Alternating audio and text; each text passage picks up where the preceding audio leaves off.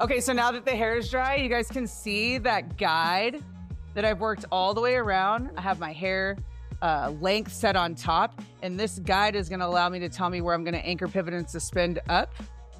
Okay, so when we're using our clipper, we're using the heel, we're always gonna be on the flat surface on the heel of the blade, right?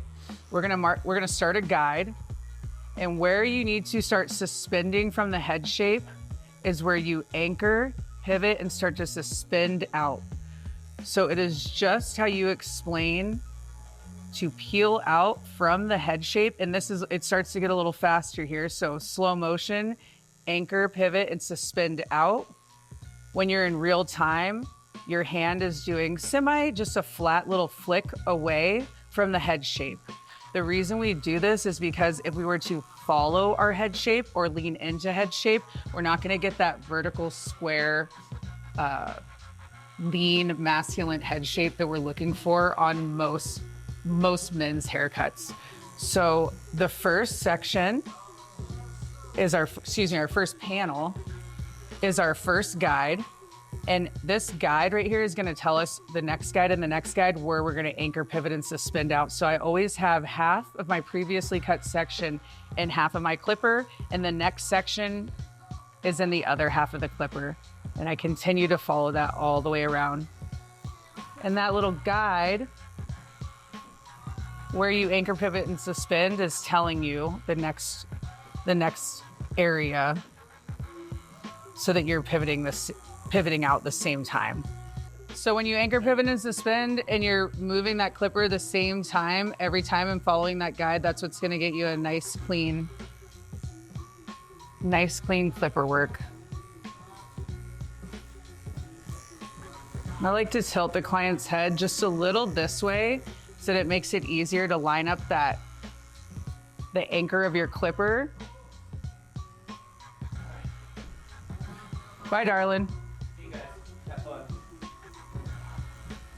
And really, in slow motion, it looks like you're doing a C shape out. But in real time, you're just barely pushing out on that clipper, lifting and pivoting off of the shape of the head shape. And again, that round head shape is where your clipper wants to hold on to, and you don't ever want to dig into that head shape. You always want to be straight off of the widest part of the head. And I'll follow that all the way around. So my first guide is the muscle structure on the side of the head all the way up. My second guide is reaching to where my shear work started. So I have a couple of different markings to tell me where I should be. And right now I have a number 3 on my fast speed. I always use a corded clipper.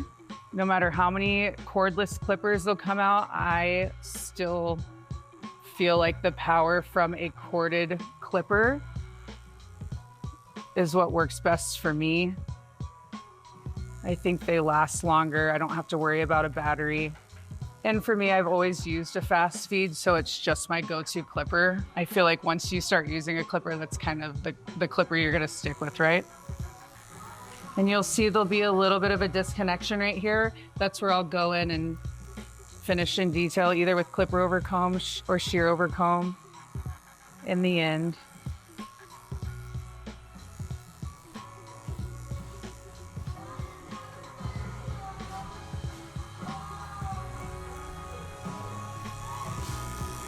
And on Ian, we do like to leave a little bit of some weight right here just so there's something to play around with. So intentionally, we're gonna leave it just a little bolder of a parietal ridge right here where it's already the thickest part. So we're gonna kind of accentuate that just because we think it looks good on Ian, and that's what we wanna do today.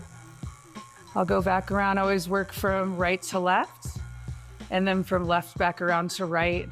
So I make 2 passes with every single clipper, ensuring that I don't miss anything. And then if I feel the need to finish in detail that particular measurement, then I'll go back around one time and perfect it. And I do this with every tool. I work from right to left every single time, no matter what. check my work with that particular tool, because once I put that tool down, I don't really want to pick it up again. This makes for quicker haircuts, cleaner haircuts. Every single step, you've double, triple checked your work, so you can be more sure that you are spot on at the end of your haircuts. I'm gonna grab a 2. I just work my way down. So 3, 2, even though a 3 and a 2 might not necessarily exactly connect, if you are anchor pivoting and suspending your clipper and on the heel of the blade and watching where your clipper is hitting your previous measurement, it will blend in seamlessly. So again, this 2, you can kind of see where I need to anchor pivot and suspend, where it starts to hit my bottom 3 measurement. That's where the teeth are I'm gonna allow the teeth to blend into that measurement, but not go into that measurement. And that line kind of tells me where I need to anchor and pivot and suspend my 2 so that I don't go into the 3 and I'm working that fade down. And I do like to fade down most times. Sometimes I'll fade up, sometimes I'll fade down. In this instance, we're gonna use a technique where we fade down so that I can really control the amount of skin I have at the bottom. And you can see that line kind of stops right here, and that's where I will suspend that clipper out each time with the 2 to connect with the 3, but not to dig into the 3.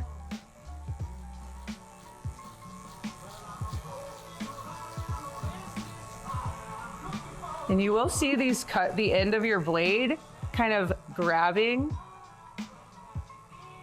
the section above it. But since your cutter blades are all the way down here and you have that gap and that space between the hair, you can see that it won't grab it. If these end of your blades were digging into that previously cut section, that's where you're gonna start cutting into that section. So okay to graze them, not okay to go directly into them. I think that was a huge thing for me to understand. Where the blade hits. Yeah, because, like starting out when I would watch any of you guys cut, it looks like you're digging into the section. If you don't pay attention to where your blade is and not the teeth of the guard. Right, and you forget though that because if you're not paying attention or you don't know, it looks like you're just doing this. But in actuality, my wrist, you start to really use your muscles because your wrist really is tucked in, because the end of the blade is not what's cutting the hair, or not what you're leading with. You're leading with the heel of the blade, that flat surface that, again, if you put this up against hair, you're digging into head shape. If you're with the flat heel of the blade, you're creating a nice vertical section. So really important. Everything we do as barbers, I think the most important thing we do as barbers is to not follow your client's head shape. If you're following your client's head shape, unless you're doing a really tight shaved head, a crew cut or something where there's no way around it, if you're following the head shape, you're not giving the client the best possible shape for your head, because no one's heads are even. Everyone has scars and lumps and muscle structures that are not symmetrical.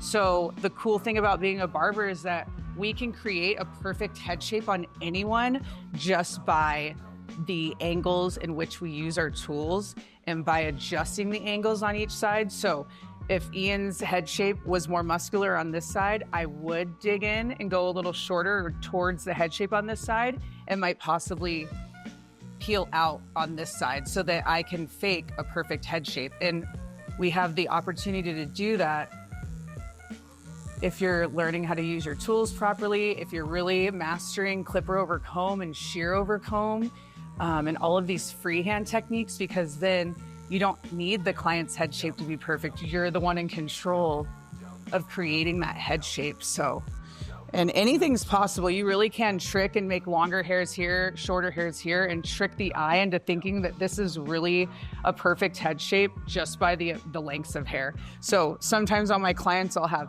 a really long piece of hair on this side. It's a little shorter on this side. The lighting makes it look the same, and the depth of the muscle structure makes it look the same because there's more space in between that hair. But then when the hair comes out, it's all the same length. So it makes the head shape look more even than it actually is. So that's a really important thing, I think, that we get to do in barbering to help these guys have the best possible look. Okay, I'm on 1.5 now. And again, that 1.5 just flows into the 2. Sometimes we're just using our eye to see what looks good too.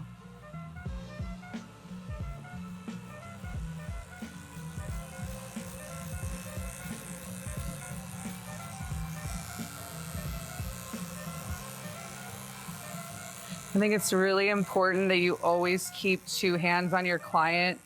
Learn how to hold your comb with 1 hand tucked in. Always kind of have it right here. We're always holding in a C shape. A C shape's really important, a really important hold for your comb so that I can comb down to smooth the hair and then immediately flip over to create tension when I'm doing clipper over comb or shear over comb. And then I can easily just tuck it in so that my comb's tucked in. I can make sure that I have all hands on my client's head because you never know when someone's gonna move. You just really can't rely on your client staying perfectly still. So it is part of your job to tell the client where you need their head to be, help them understand which way to turn their head. And if you are really focused on, when you're really focused on making sure you're peeling out or anchor pivoting and suspending at the right moment, you really will, because of muscle structures and how the head moves, you'll need to be moving the head all the time. So it makes it a little more difficult if you're always just straight, standing straight, clippers straight. When the head's straight up like this, I can't even really see down at the bottom. So I think it's really important to move your canvas around so that the lighting's proper, you can see everything. It does make your job a little bit easier. If you have a stiff necked person, you can let them know that I'm gonna be moving your head around quite a bit. So if yes, you're the sweetest. Yes. Evan's the next one. This is Ian. And guess who's begging me for a mustache? Begging me.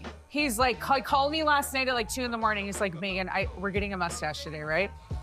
Yeah, begging me. He's been begging me for like a week now. He can come back anytime. You want to watch him shave it off? Yeah. In about 10 minutes, I'll be on my OA and then it's off. And then it's off. All the way off.